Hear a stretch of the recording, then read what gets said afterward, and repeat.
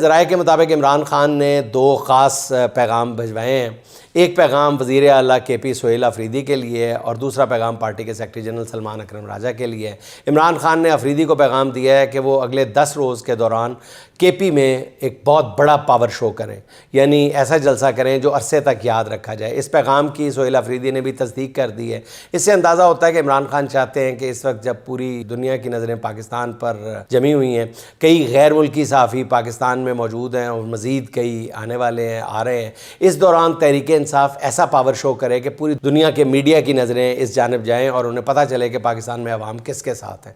دوسری طرف عمران خان نے سلمان اکرم راجہ کو جو پیغام دیا ہے وہ قدر سخت ہے۔ انہوں نے پارٹی کے وکلاء پر برہمی کا اظہار کیا ہے۔ عمران خان نے سلمان اکرم راجہ سے کہا ہے کہ انہوں نے کئی بار کہا ہے کہ وہ ان کے مقدمات کو عدالتوں میں لگوائیں، مگر اس میں پارٹی کے وکلاء بری طرح ناکام رہے ہیں۔